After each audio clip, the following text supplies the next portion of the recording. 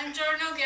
And I'm Patricia Swenson, and the person we interviewed was my grandma, Patricia Swenson, and we interviewed her on the JFK assassination. Introduce yourself. Patricia Swenson.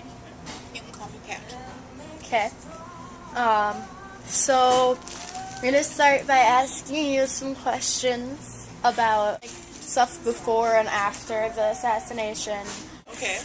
So, what was it like living under the presidency of JFK? It was exhilarating, and it was like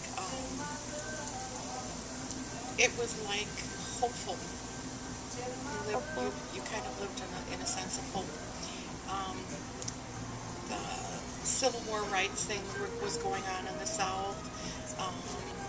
You had people who were going into the Peace Corps and things like that, and you had a president standing up for, against the Russians and things like that. So, and it was a young couple who had children, and so it was like you had somebody young and understanding in there. It's like somebody because I was actually younger than the president at the time. How old were you when he was assassinated? I think I was 20. Maybe I was 21. It was 63. Yeah, I was 20. And I know exactly where I was. I know exactly what I was doing. I was ironing in the living room, and the baby was sleeping in the other room, and I was getting ready to go to work. And when I went to work, that was what everybody talked about, because we just couldn't believe that something like that could happen. How did you feel when you found out? Shocked and scared, because of the fact that assassinations, remember, at that time were common. They hadn't happened for a long, long time. Not since and then Abraham. After he was assassinated, of course, then we had one assassination after another, and it was like, wow, what's going on here? So,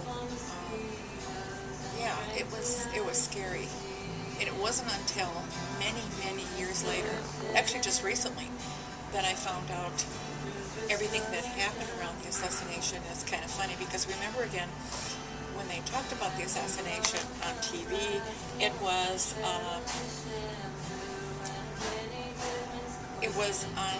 again, we didn't have internet. They were getting information, and it wasn't always accurate. And so we'd get bits of information, and they'd say he'd been shot, and then they say, no, he's been killed, and then they'd come back and say, no, that hasn't been confirmed, and so there was kind of this back and forth. How did the people around you react, your family, friends? Just shocked. Everybody was just shocked, and everybody cried. We all cried, because he was a well-loved president, and he had a young family, and everybody was like, wow, and how could this be happening in the United States, kind of thing. It wasn't until just recently that I saw a program, and I didn't realize that literally they were thinking of that Cuba and Russia was at fault, and they were thinking of sending a nuclear bomb to Russia. And it's a good thing we didn't have the internet at that time, because we might have known about that right away and been very fearful. But within an hour, I guess, they realized that it wasn't a Russian-based or Cuban-based assassination kind of thing. It was a local thing. Well, they'll never know, really. Wasn't it, what's his name, Lee Harvey Oswald? Something like that. Yeah, Lee Harvey Oswald? Mm-hmm. Well, it was pretty soon that they found out that he was the shooter. It really wasn't that long of a time. And then, of course, then he was assassinated. And so really, once he was assassinated, it was like the whole story. You're never going to know the whole story. Do you have any other thoughts on the JFK assassination before we finish? Or on JFK in general?